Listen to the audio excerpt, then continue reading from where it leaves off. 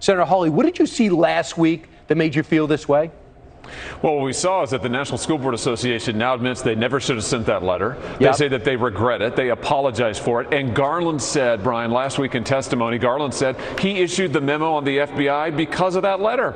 He said that that was the basis for getting the FBI involved in local school board meetings. Now the National School Board Association said we never should have sent the thing. Garland should have done his job at the outset. He should have been independent. He should have said, whoa, this is crazy. This is weaponizing the FBI. I would never do that. He didn't, and because of that, he should go. Well, all right. You're going to have a chance to question him, right?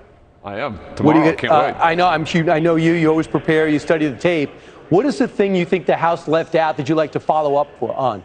Well, I think we've learned a lot since the House questioning. I mean, we had him saying under oath that the letter was the key aspect in getting the FBI involved. Now we know that the National School Board Association says shouldn't have sent the letter. By the way, Brian, we also see in states all over the country, including Missouri, my home state, school boards are leaving the National School Board Association. They're saying we don't want to be part of this. They don't speak for us. We don't think parents are domestic terrorists.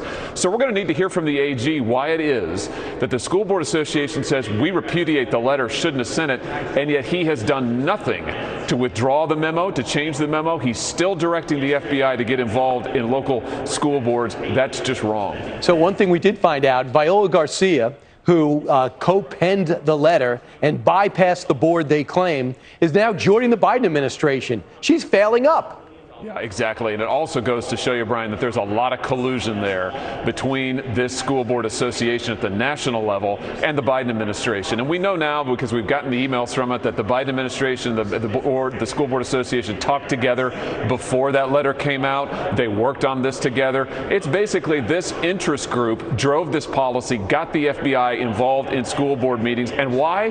To intimidate parents.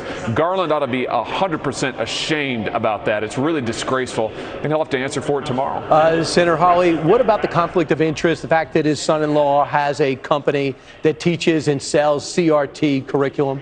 Yeah, it's incredible, and I imagine he's going to get asked some questions about that tomorrow too, Brian. Any way you cut it, Merrick Garland has been a disaster as Attorney General. He has really disgraced his office by doing what he's done here, weaponizing the FBI against parents in the United States of America. I mean, it's unbelievable. He's going to have to answer tomorrow.